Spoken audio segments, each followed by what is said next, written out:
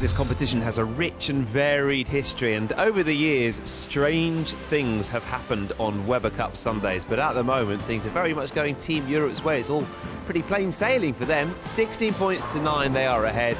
They need 19 for the win. Our next singles match is Martin Larsen up against Wes Malott, and your commentators are Cass Edwards and Wayne Boyce, joined by Tim Mack. Well, Tim, ahead of the last game, you suggested that a 16-9 lead would be unassailable, but you were part of a comeback from 15-10. Is it still possible?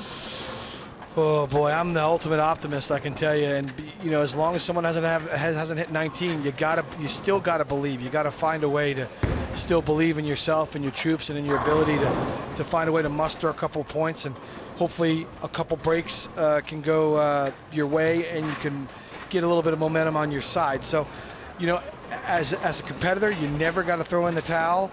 But you know, as a coach and as a guy that stands in the back more like myself, you got to find a way to continue to keep the morale up and positive. And each match is his own entity. So the most important thing is to try to handle the business that we can do right now. You can't look back. You got to look from here and forward. Two mightily experienced guys here.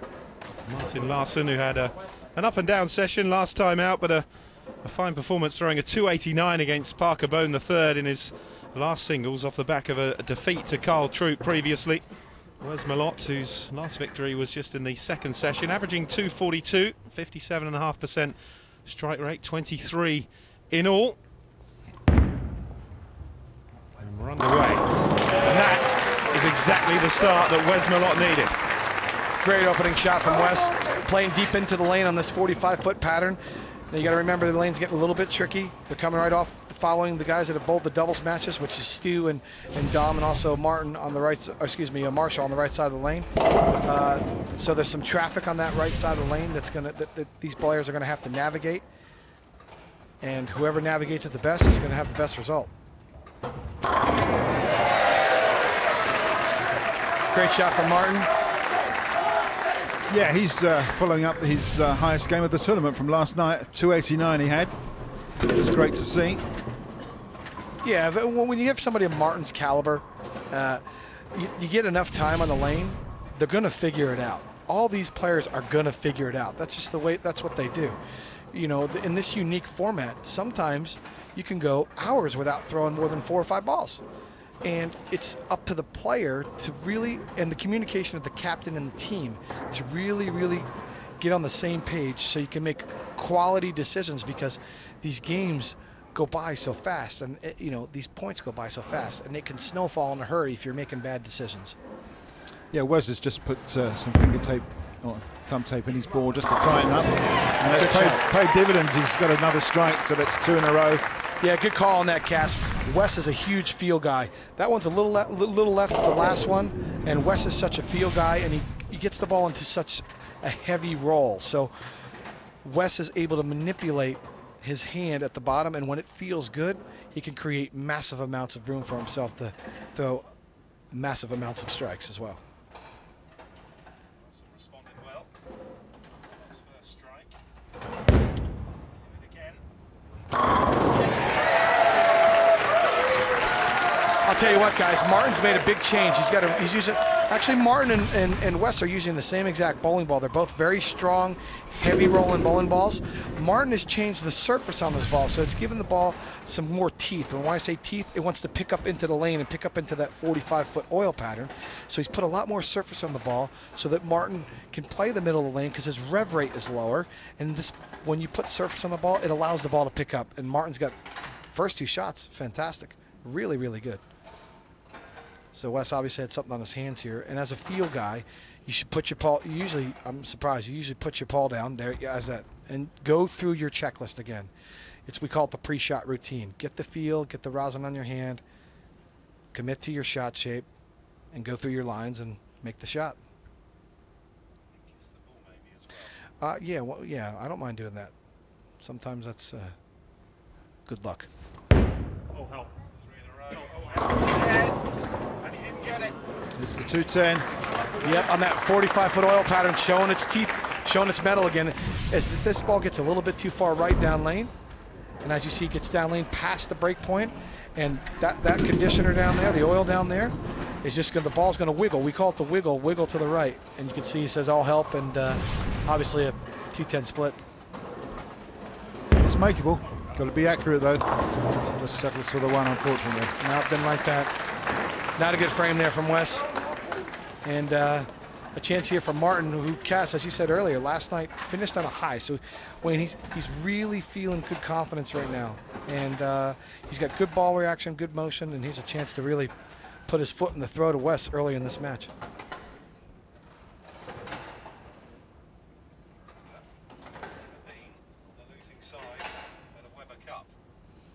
If I was a European captain, I'd make sure Martin rolled on my team every year.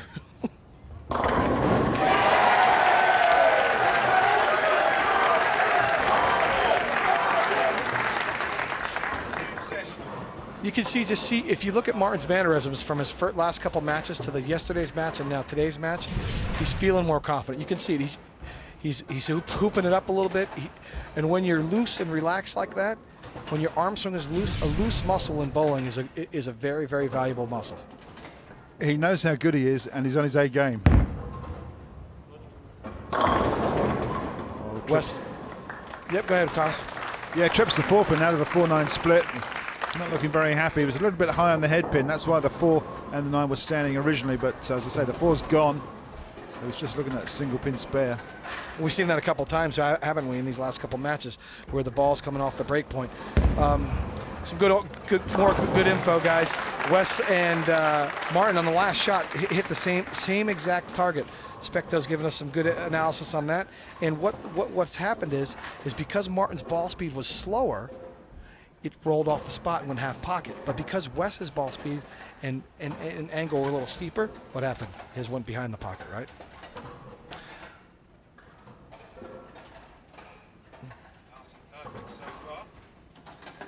Are we going to see the perfect game, guys?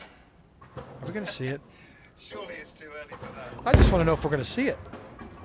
Oh. It's Lucky Larsen or what? Get that man to buy my lottery ticket tonight. Hey, yeah, we've got some shirts out there. Everybody should be putting Lucky Larsen shirts on in the crowd. I can tell you, rolls the 2-pin, comes behind the head pin, and very fortunate to pick up 30 pins there. A 2-pin from behind. That's absolutely outrageous. We saw this in the last match, guys. It's about strikes. It's about strikes. So Wes is by no means. Oh, good shot from Wes there. Really good shot. Let's see if he finds his line here. And it's about strikes, really, Cass. Yeah, absolutely. I mean, Wes throws 300s for fun, but and there's no reason once he gets on that shot, he's not going to hang on to it. I mean, if he's able to come back here with some strikes here down the end of this match, he's going to be right back in it. So we've seen the ebb and flows of these matches. Looking for 5 in a row, Larsen. Got a hook. And it has! Wow. It's funny, Cass and myself were talking earlier, and we said with this scoring format, we expected to see at least one 300 game. That's why I'm calling you. I'm asking you guys, are we going to see it? Had you asked me before the tournament, I would have said, with the scoring system and the caliber of bowler that you got, I would have said 2 300s. It's just the game we see it. We're halfway there. I'm just throwing that out there, guys. He bowled 289 the last game, right? We've been there before a couple of times, though, this weekend, haven't we? Oh, yeah. Oh, Leaves the 10. What a shot from Wes, huh? Ring 10. Really good shot. Great angle down the lane. I mean, and just didn't get what he deserved, really, which was 30 pins. He said something to the crowd and made the crowd laugh, but obviously, what a great shot, you know. Well, all you can do is keep your sense of humor and keep going, isn't it? That's right, Wayne. But guys, you've been in the match. You've been doing the matches the whole time. I mean, really, if you look at the matches, the USA really haven't been able to get out in the first half of the game, have they? It seems like Europe is able to just capitalize and get started quicker. I mean, you guys can elaborate on that. Well, they've been playing catch-up, sort of, as you say, most of the way. It's catch-up for the USA. Right. And that's reflected in the tournament score. Yeah, I mean, it's almost, I don't want to say domination, but it is domination from the Europeans. It really is. Oh, no. Oh boy, is it us as the black clouds in here? Did we cause that problem? Because we're thinking, we're hoping for the perfect score of the 300. Yeah, it's the curse of the commentator. Oh God. We can't help ourselves, can we? We just mentioned it far too early. I'm going to close my eyes, guys, and I'm just going to hope the crowd cheers. Yeah, but Martin knows. Okay, once the game's won, he wants to go for a 300. Of course he does. Of course, yeah. Just be great for the crowd. Chance for 6. No. And it could well be open as well. Yep. Again, the 210 on this oil pattern, that 45-foot oil pattern, when the ball gets down the lane, you know, it just gets right at target down the lane. If it gets a little bit quick on this 45-foot oil pattern, guess what's going to happen? Just can't come back. It's going to hit the headpin so light. It's just not going to come back. Yeah, it's a makeable spare. Hit that 2-pin left-hand side very lightly and bounce it across. Yep. Give it a shot. Got a chance. Oh, unlucky. Have we seen that made yet this week, guys? No, I don't think we have. Have we? Parker Bone III made a pretty impressive split, didn't he? Yeah, he picked up not 4-9, was it? No, 6-8 or something? It was a 6-8, yeah, I think. Yeah. It was a great shot. Okay, again, it's a 4-shot shootout. Strikes are important right now. Wes is still very much in this game. We just saw this in the last match. Very much in this game still. But must strike. 22 pins the difference. Doesn't get it though. Again, that's that traffic cast we talked about earlier. Just snapped up so sharply in the last couple of feet, didn't it? The lanes transitioning out here. Great unique format here at the Weber Cup with this one lane setting. All these lights out here, changing the oil. Oil's moving all over the place, and you know, with the crowd in here and the heat, the oil's moving all over, and it's becoming difficult for some of the bowlers to navigate through the, you know, through those challenges. Yeah, and of course, I mean, it's a pretty aggressive ball that he's used as well. It is. So once it comes off that corner of that oil and hits the dry back end, there's only 15 feet dry back end. And we're talking about world-class bowlers right here. We got 8 world-class bowlers that have to, the guys that make the changes and are able to make the correct decisions and execute those decisions and stay committed to those decisions are usually the guys that end up winning the games. Needs to respond to that open frame, but again it came in early. Wow. And he could well be facing a second successive open frame here. Wow, and just like that, guys. Yeah, it was almost the same as Wes, wasn't it? Hmm. Just snapped up in the last foot or so. That's in bowling terms, we use the term transition, and what transition is the oil transitioning on the lane, where it moves front to back and it goes away from the mid lane. It changes on the lane. So the guys are facing some transition right now, and it's obviously very difficult. So what are they going to do? Who's going to come up with the goods here in the last 3 shots?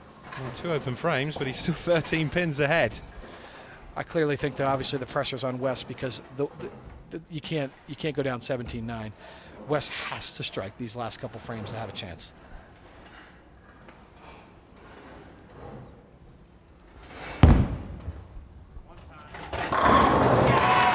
Great shot from Wes.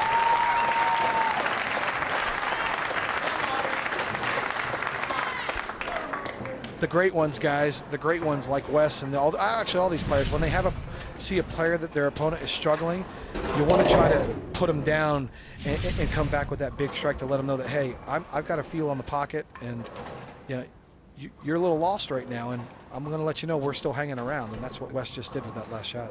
Is Martin going to change anything here after 2 open frames? I got to think he's got to move on the lane, right? Looked like he moved deeper in the lane. Deep there. Oh, and Didn't that play shot. off. Good call, guys. Good call. Moved on the lane, definitely deeper into the lane. Well, after 2 open frames, he really had something to do. We're coming down to the last couple of frames, and he can't let Wes get away. He had to do something, and he's just shot 30 pins. Great shot. I mean, this environment's the best in bowling, bar none, and it's so unique, and the changes are different than normal changes you might make in a regular bowling center. So these guys have to be committed and make the changes. Like, you have to have commitment in making those shots. Well, just to let you know, if you wish to continue watching the action here from the Weber Cup 2016, push the red button and we'll continue on interactive. Well, just the spare left then for Malott. He really has struggled to get the strikes up though. takes it away. It's still very much advantage Larsen.